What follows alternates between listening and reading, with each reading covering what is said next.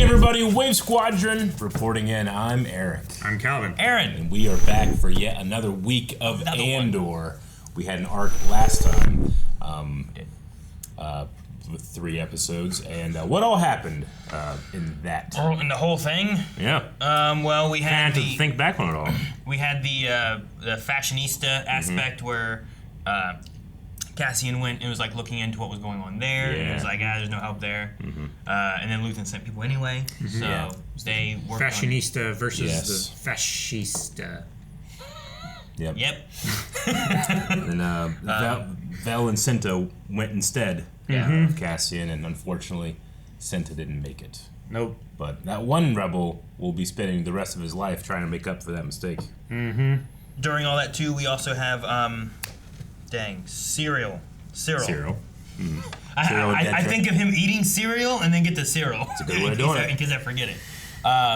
He has been like pretending to not be in favor of the Empire so much. Yep. And then like been kind of tricking the people of Gorman, into being like, oh, we can work with him and get information from him, and then they're setting him up for this heist, which he was telling ISB back home everything about. So they all want this, so what are they going to do with this? They want a rebel rising to occur so that they can bring in military to stop it, maybe, to kind of get them under their heel more. I don't know, but I imagine we are either going to have like a time jump or see what the repercussions of them hitting that not convoy, but the shipment. Sure.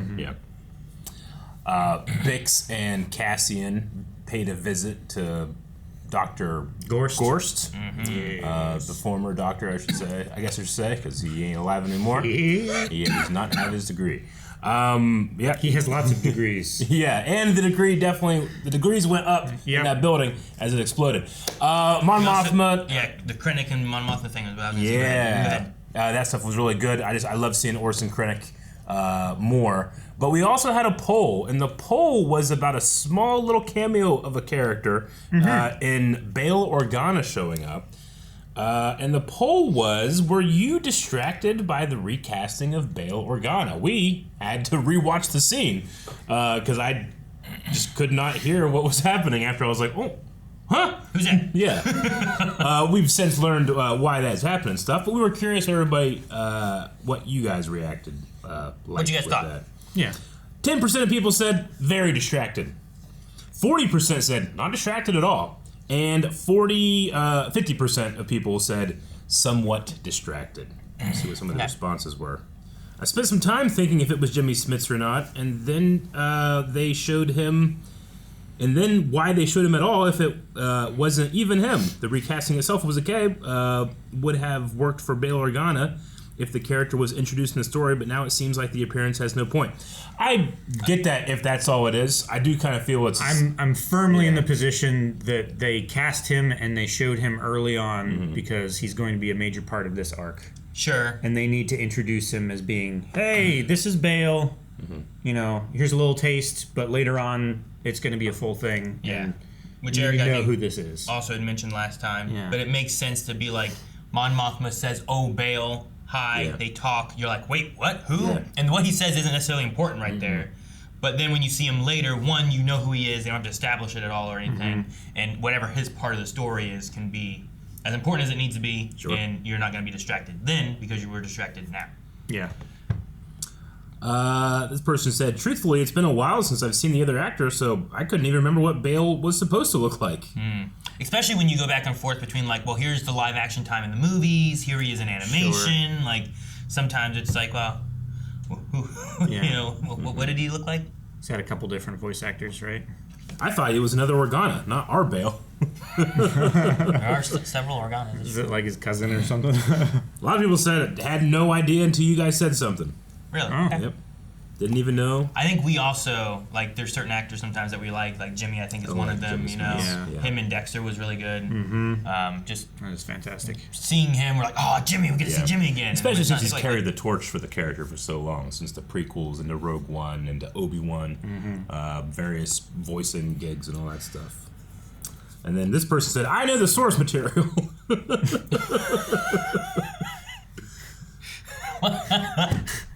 right. That wasn't an option on the poll. Thank you. A couple people were saying that they knew it was coming.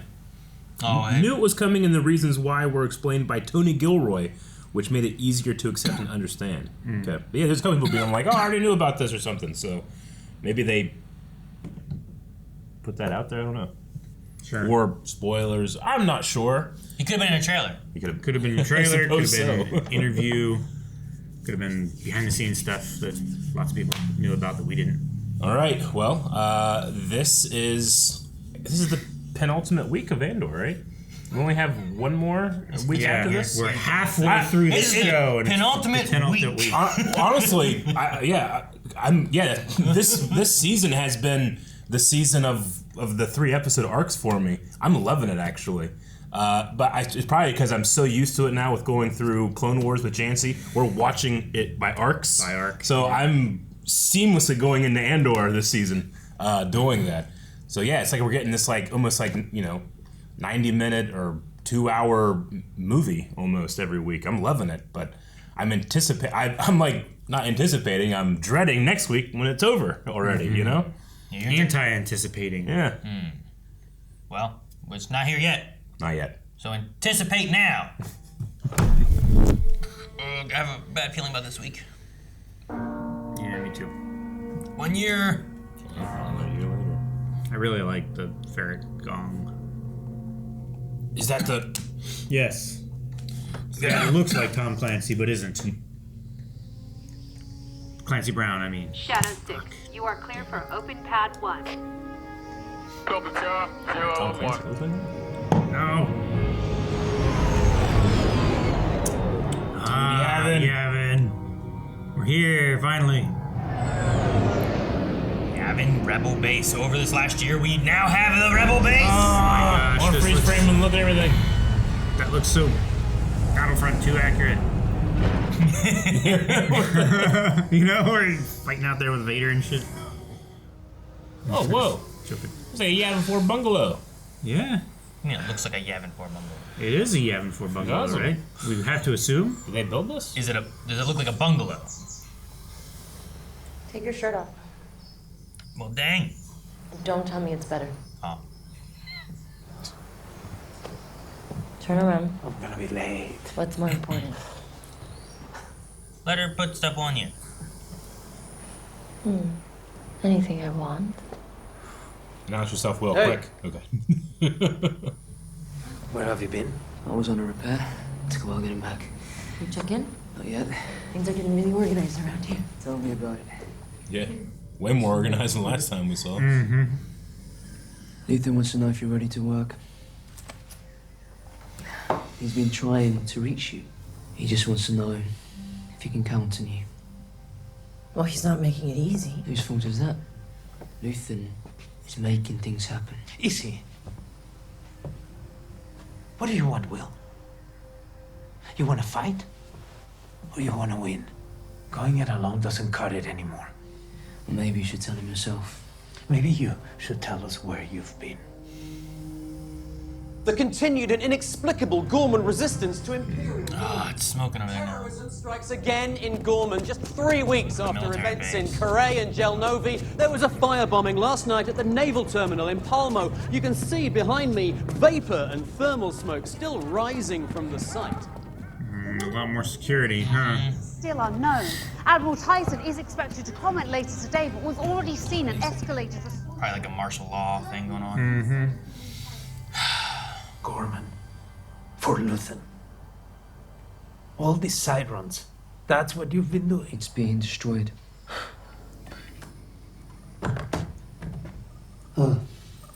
ISP Supervisor Dedramiro. Dedra. She destroyed Ferrix. She killed my father. You know her. She's there in Gorman. In the open, I've seen her. She's there now and she's there. She's on Gorman now? Wow. Sorry to keep you waiting. We are moving forward with the original plan. There is apparently no suitable replacement or synthetic alternative for the Gorman substrate material. I see. It's not for lack of effort. Krennic's had the lab in Edu working overtime all year. I don't know the science, but it's bad luck, Gorman. Ursa? Yeah. When? The fleet will be fully positioned in 48 hours. You need to go home and pack and be ready to leave when I tell you. What? Good things are waiting for us. We'll be out of here soon. We'll be back in Coruscant. We'll be together. We'll be rewarded. For what? What have we accomplished?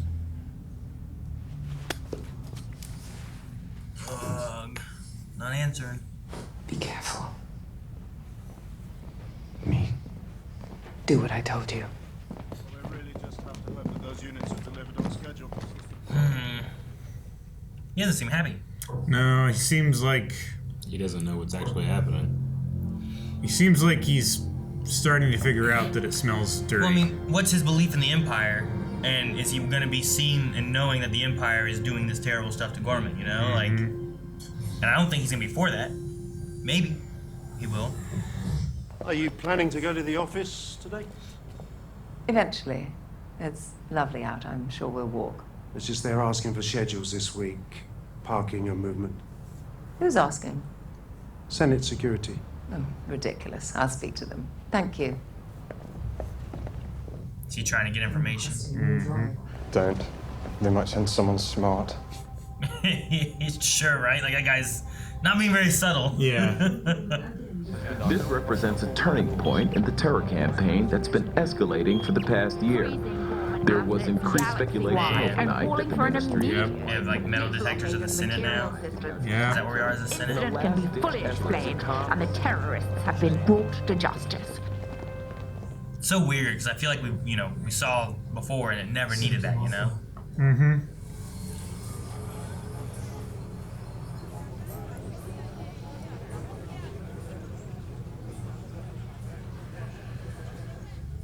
Healer? Seriously? What? You could have just asked me. You would have said no. You're lucky Marva's not here. I'm not the one she'd be straining out. She hated Force She healers. hated one Force healer 10 years ago. One was enough. She hated One was enough. I was about to ask how I know you, but I'm realizing now that's not it at all. I'm late already. I'll see you back there. He's got a blaster burn that's not healing. Your right shoulder.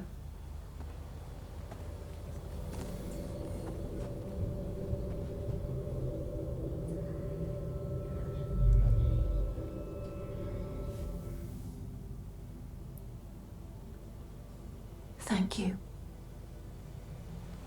Thank you for what? The clarity.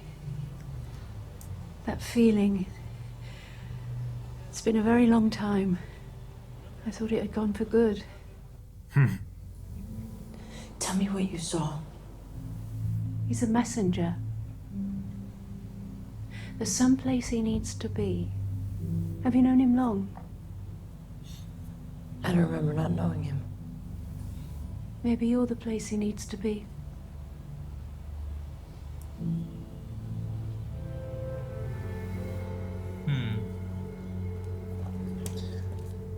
That was amazing. It almost like intruded on Andor and his tone, you know? Almost, yeah. Be great if it starts to heal. Does it look better?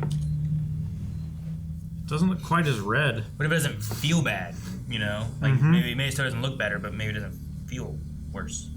She felt it from across the yard. She wasn't making that up. That wasn't a scam. What was it then? I don't know. I don't even think she knows. But it happened, and I could sense it, and I'm not afraid to say that. I felt it before, Cass. She called you a messenger. I've had dreams like that. Why are you doing this? What if it's important? Let it in. It could only be good. There's no other reason. I wonder if this helped Bix recover a little bit from her PTSD and drug problem. A droid? Looks like it. Is this guy? Look at that. Is that General Draven? Yeah. Oh. Whenever I saw him walk by, I'm like, wait, isn't this guy? I said that at the beginning of the season. I'm like, I want General Draven in this. That's cool. He's also he's a dick, but he gets stuff done. You know where I stand. The day I need permission to come and go, I'm gone. That day is near. See what kind of ship he's in. Mm-hmm.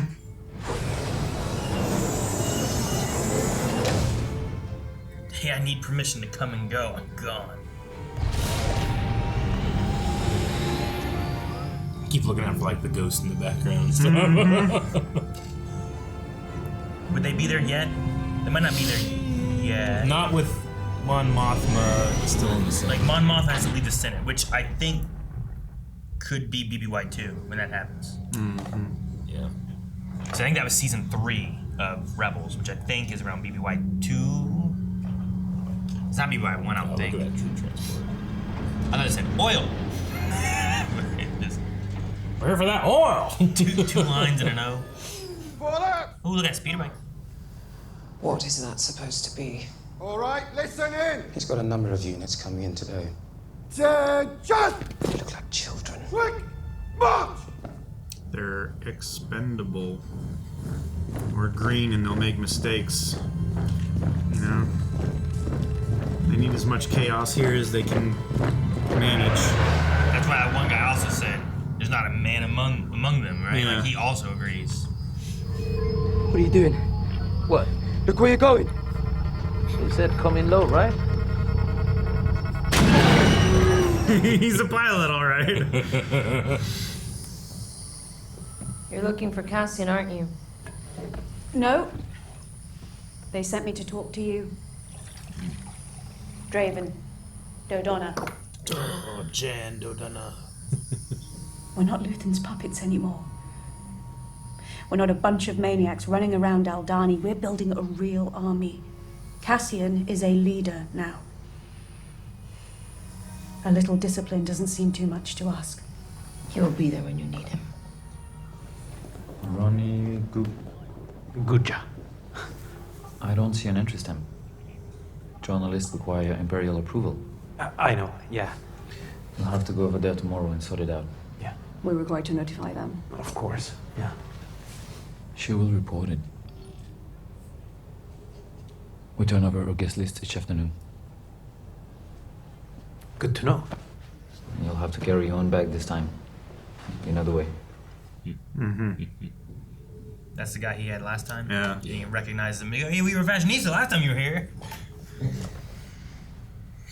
Oh, there she is.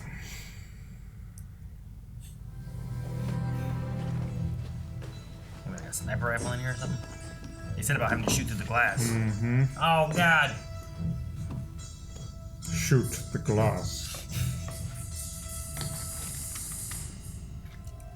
His weapon in Rogue One had like various configurations, and one of them is the sniper one.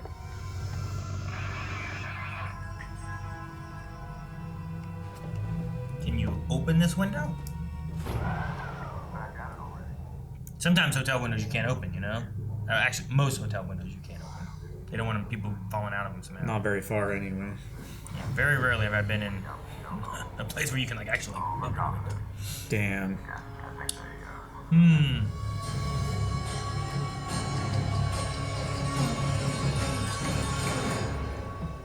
Is that where it ends?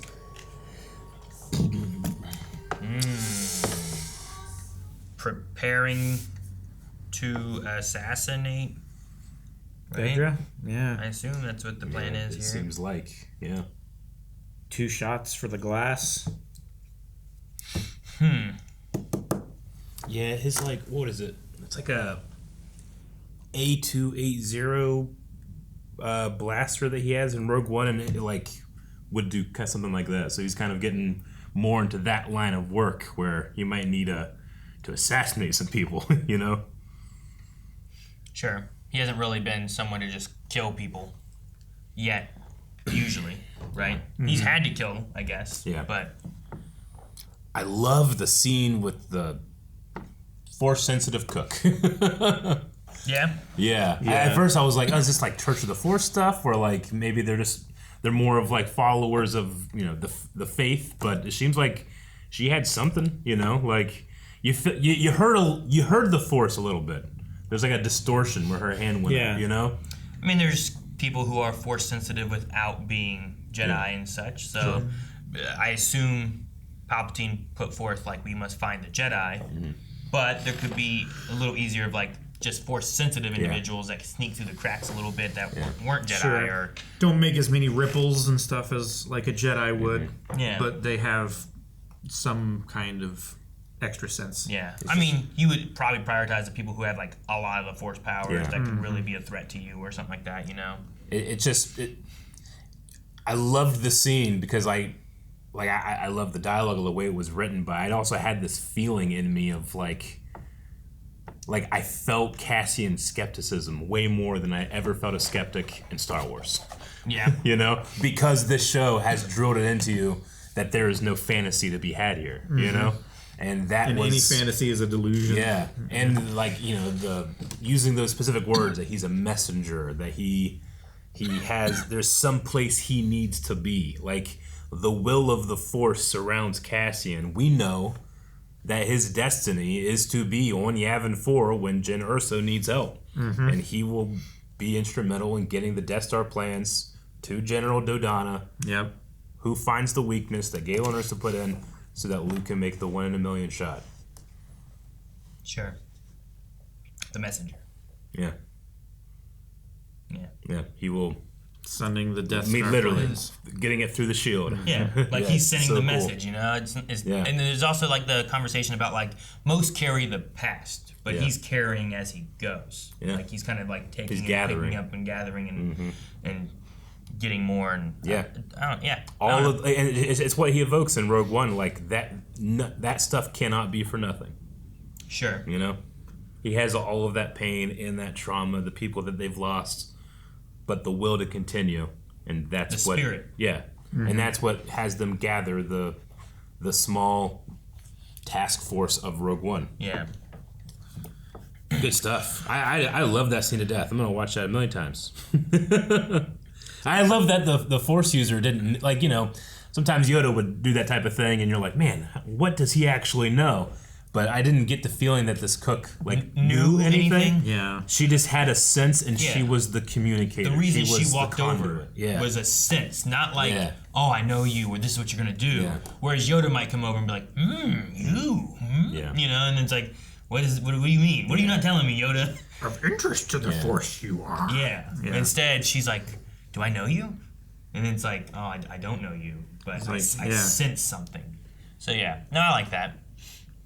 I like the familiarity feel, kind of like of, hey, there's somebody over there. It's important. Yeah. It's like, what does that mean? And like the fact that he's like, this is a scam. You've told her something. Like you set this up. And the idea of a lot of like the faith healer kind of people and stuff too that we see in like our time and day and stuff. It's like, well, what did they do? It's like, oh, well, people came in and filled out little cards, and someone's telling them stuff, and they're just like, pulling from the weeds whatever they can. And I'm hearing an M. Marva. Yeah. Yes. Now I'm hearing Marva clearly. Yeah. That kind of stuff. Yeah. I think she is cold reading me. Yeah. So, man, it was interesting to see that. Like Jedi-like characters or, well-trained Jedi characters, I think sometimes we expect them to do a lot, and they will do less than that in terms of like what they can do. Yeah. I like that this character seemed like they can't do much, but they're doing a lot with it. And it's cool to, I don't know, see like a little bit more rebel culture versus just rebel military structure like we see, Like they have, like there were a lot of people there with injuries, and they were coming and they were looking for hope. Yeah. And I think that means like most of them come to me. Yeah.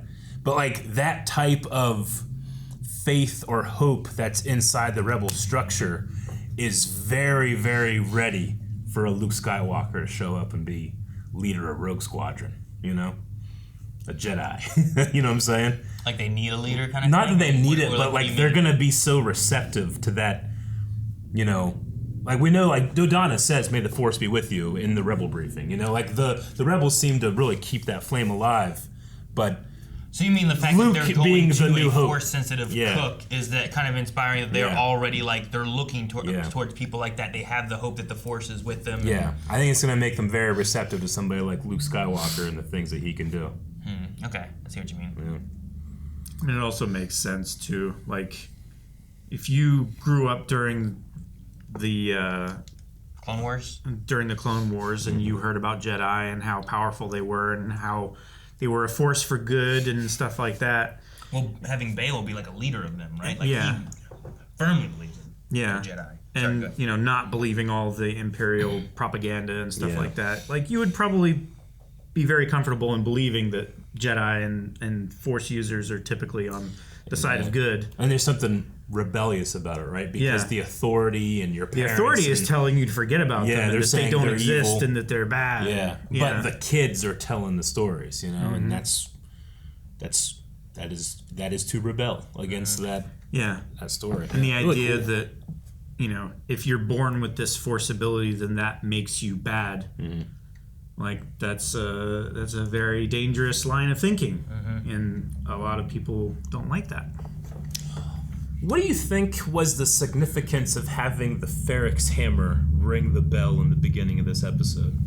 Like, I think about the opening of the first season and how that was like almost like time's up for Ferrix in a way, if you think about the whole story. Well, I think that Gorman is mirroring Ferrix.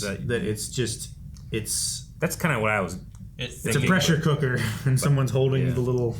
Sure.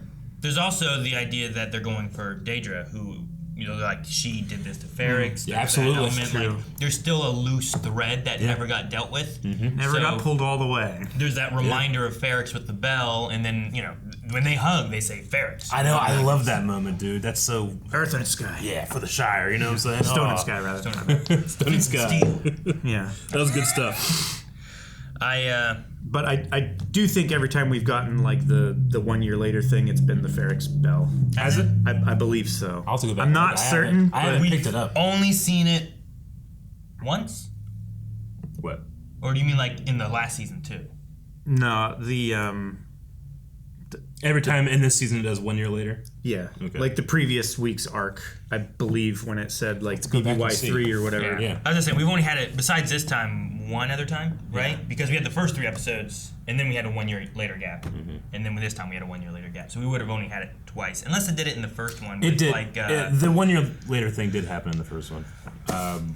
Because it had the season 1 recap, and then it said 1 year later. For Yeah, that. I believe my first so. note is 1 year later, BBY4. So I don't know if it's happened both times. I'll have to go back and It look. happened during season. I feel like there was a sound, and I didn't recognize it as the Ferrix bell. But in this episode, it actually had it in the Subtitle. closed caption subtitle, Ferrix like bell. Ferrix bell. If that is the case, because I was asking what do you think the significance is, if it has happened each time, then it's a countdown. Sure. And didn't they use it for like? It was the changing of the shifts, Yeah. right? Yeah. The minor. Gotcha. Is a signal for the Okay. the change. Well, I like both of those. And they also used it as like a signal for distress whenever bad stuff was happening. Yeah. And then just as the years go on, we're slowly getting closer to Rogue One. We got Cassian is piloting a U-wing, and we have General Draven on the scene, the actual actor. I'm glad they brought him back. I'm very happy about that. I want to see Melshi again. Bruce Yeah. Scott. I hope he shows back up at some point here too. But then I also keep this in the corner of my eye, looking around the corner at Yavin, being like, "Is there a chopper around?" But that would be too. I think it's too early. I We need. think. I don't think they really got into all that Yeah. until Mon Mothma got picked up. Yeah. Which I think, like I said, was season 3. 'Cause I went Gotcha. back and was watching. In which whenever it happens for that, Yeah. it's after whatever happens on Gorman. Yeah. That separates her from the Senate. Yeah. Which I really enjoyed. I don't know if enjoy is the right word, but I like seeing Mon Mothma. I like her story element of everything. I don't know if it's a mixture of not getting to see her before as much, but Andor's really letting her shine more. I really do love that. Yeah. But the senator, I think it's Oren, the Gorman senator. Like his moment there, like there's all this stuff going on, but he does appreciate everything she's trying to do. And this is the first episode where I've thought about like like what Mon Mothma is trying to do is trying to do everything like as legal as she can, but also like, you know, there's the money and stuff that she's trying to help support whoever she can with doing stuff. But there's that element where, like, Gorman's a good example, I guess, where the arguments that the Gormans are having, the Gore, right? Like, oh no, we should be doing this. Like, no, we should be fighting back like this. And the element of escalation where they can fight back gives the Empire, who has the media who's talking about what all's going on and everything, it keeps giving them more and more of an excuse to escalate in retaliation and make it even harder and worse on the people. So it's the first time I thought about it, even looking at like things with like in reality as opposed to that, but just the idea of like trying to fight back and the argument of like, well, you gotta do more. And like, well, how much can Mon Mothma do? Where like once it starts to escalate too much, now the Empire, because of the loyalty and the people they already have following, escalate it to a harder point that it's like what you could have done before you can't even do now because you've pushed too far now. And now the only option is what eventually we get, where the rebellion is just at war with the Empire. It's really pushing it to battle positions like what Saw's after, as opposed to trying to find anything else. And then it hurts the people who also can't fight, you know? Like we see like on Lothal, like a lot of those people are like just stuck and like it's not like they can leave the planet very easily. They can go and join the rebellion and be part of the fight. They eventually fight back to protect Lothal with the rebels that come to help them, but they needed that support so that they didn't have weapons and things and resources to do that with, you know? So there's that element of trying to build that up to where you can do that, but you also don't want to escalate in these individual locations where these people then just get more downtrodden because they can't fight back at all, or they can't do anything. So it was, I don't know. I like seeing Mon Mothma trying, but I don't know. I think I got teared up or choked up a little bit at him thanking her for what she's doing.